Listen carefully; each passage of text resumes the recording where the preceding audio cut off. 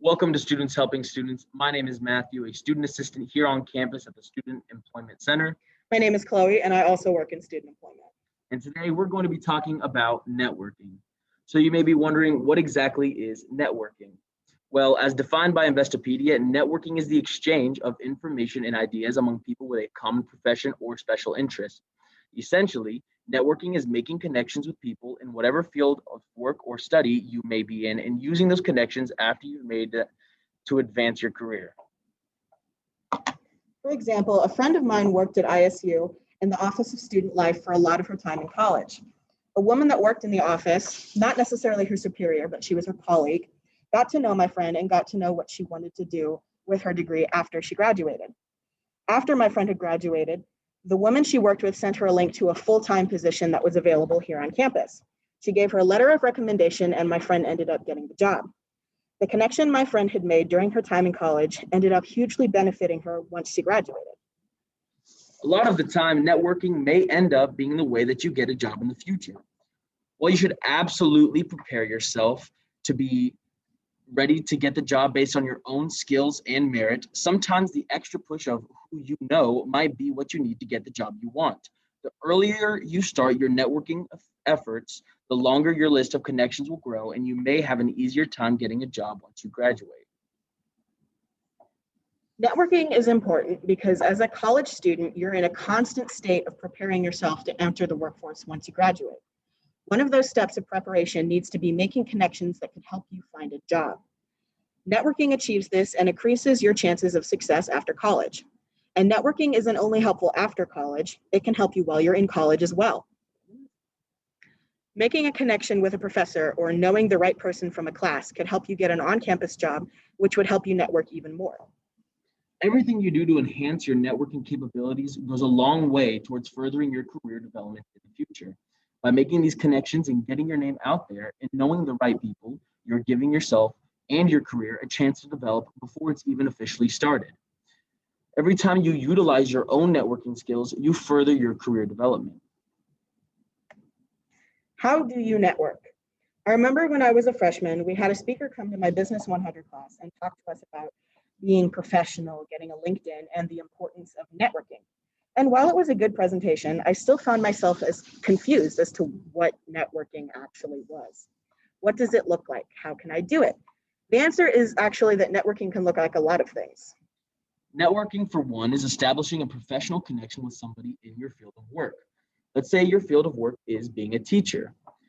Making and keeping a connection with the principal at your previous school is in fact networking. Any professional connection you make, be that with a coworker, a supervisor, or someone that might work under you, is networking. Putting effort into maintaining these connections is also networking. It's how you can keep your network alive. Even something as simple as having a LinkedIn profile is networking. By friending or following other professionals in your field, you're expanding your network. LinkedIn can do great things for your networking. I remember a friend of mine who lost his internship opportunity over the last summer due to coronavirus. He made a post on LinkedIn and talked about how much he needed an internship for school, and he asked his connections to share his post and ask around to anybody that might know someone who could help him find another internship. Because of that post, he took advantage of the networking he had been doing all throughout college and found another internship that was great for experience and fulfilled all the requirements necessary for schooling, all thanks to virtual networking. One thing you have to keep in mind when building your network is how you make a first impression. You have to be mindful of how you're presenting yourself. You have to make sure that you have a professional but comfortable presence around the people that you hope to network with, and even those you don't. This can be affected by many things: the way you speak, what you say, your body language, even something as simple as what you're wearing.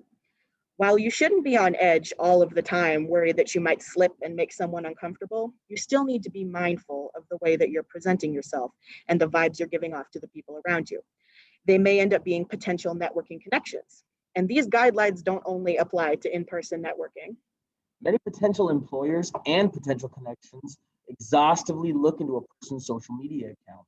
Whatever they may be doing, I've worked in several places before that looked into a candidate's social media before bringing them in for even an interview. The things you post on social media have a significant impact on whether or not an employer's connections think you could be trusted as a professional individual.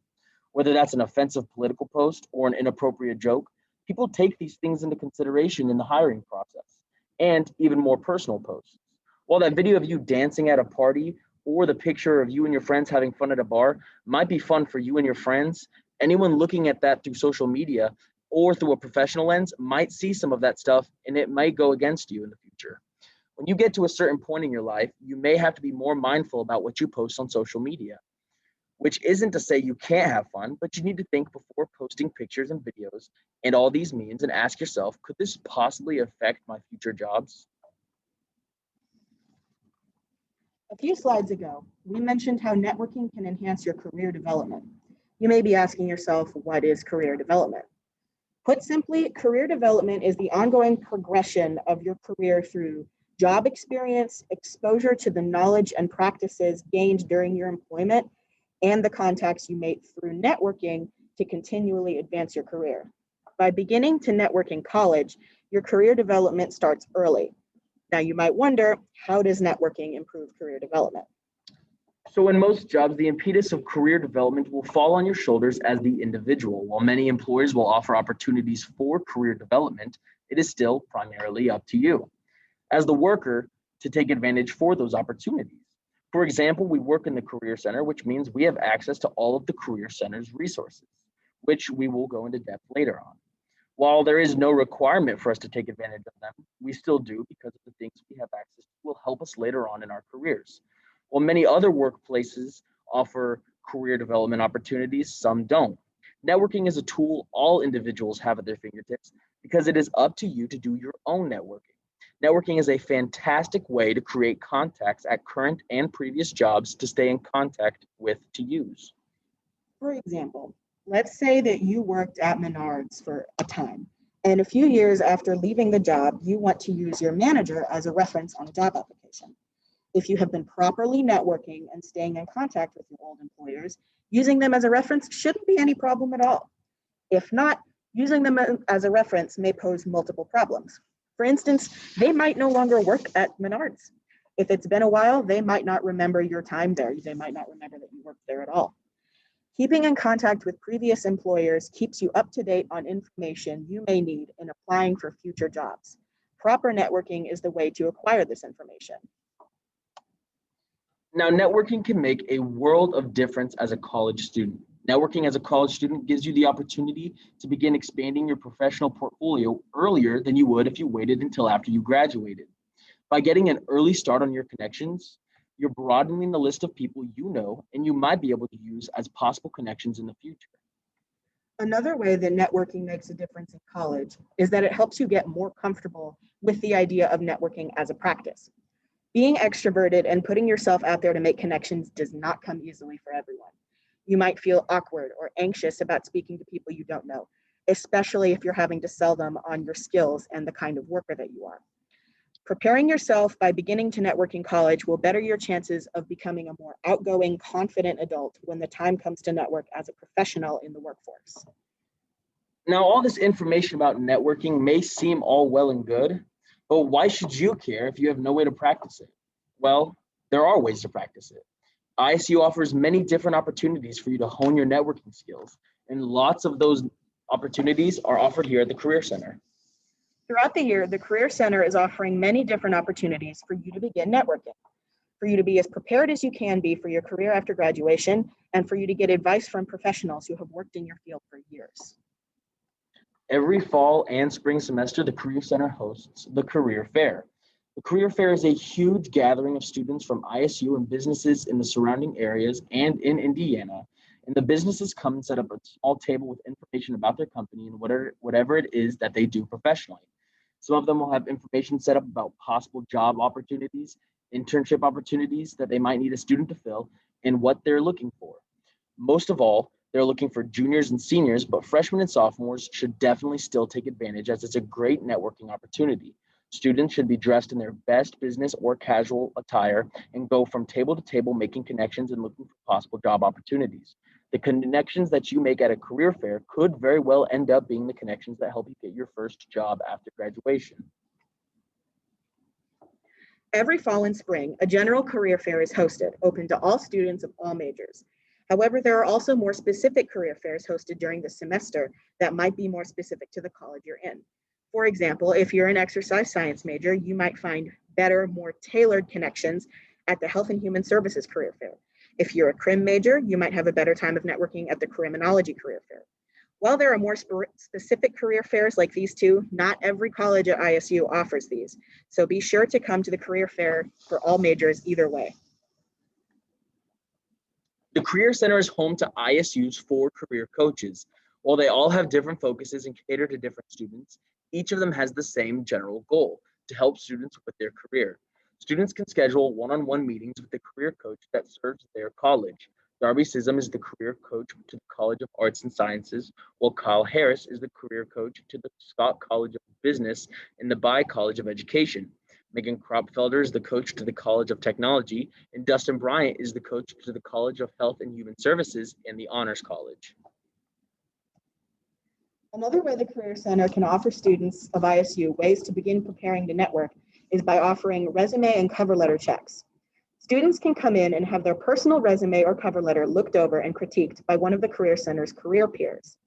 They offer helpful advice about what to say or what not to say on these documents, what stands out as good or bad, and what will grab a potential employer's attention. A polished resume is a must and very helpful when attending a career fair or a mock interview. An interviewer or potential employer might ask to see it, and it's best to have it refined and ready to go. Another thing to come prepared with are questions about whatever job you may be interviewing for. This shows that you care enough to want to learn more about the job and that you take it seriously. One of the other resources the Career Center offers in the way of honing your networking skills are mock interviews. Basically, a student can set up a mock interview with a member of the Career Center staff. Mock interviews are a great way to test a student's interviewing skills. Can you think on your feet, or are you good under pressure? What kind of first impression will you be making? By preparing for an interview, students are more likely to do well in their actual job interview, which could potentially lead to employment in a wider net of connections. Another opportunity the Career Center offers are our walk-in clothing closet appointments. All students have to do is check in with their ID, and a staff member will take them back to the clothing closet. From there, students are welcome to try on and take whatever business casual clothing they can find that fits them and wear that clothing to a job interview or a career fair. Looking professional sends a message of responsibility and maturity that will strengthen your networking connections. And the best part is you get to keep whatever you find in the clothing closet, and it's 100% free. You don't have to pay for anything. Another opportunity the Career Center offers are our alumni networking nights. Every semester, the Career Center offers networking programs for students and alumni, oftentimes in partnership with the academic colleges or students groups and organizations. One final resource the Career Center has is the Student Employment Department. Students can come in and ask questions about how to apply for a job on campus. They can also track their application or ask any questions they may have about being a student employee. Student Employment can answer their questions, and once they're ready for their interview or their job, Student Employment can redirect them to one of the Career Center resources that will help them stand a better chance of landing the job, like a resume check or even a mock interview. Making networking connections is incredibly important. It is essential to broaden your horizons and make as many connections as possible so to enhance your career development and better your chances of furthering your career. But making connections can only be effective if you keep those connections. Get their contact info and stay in contact with them.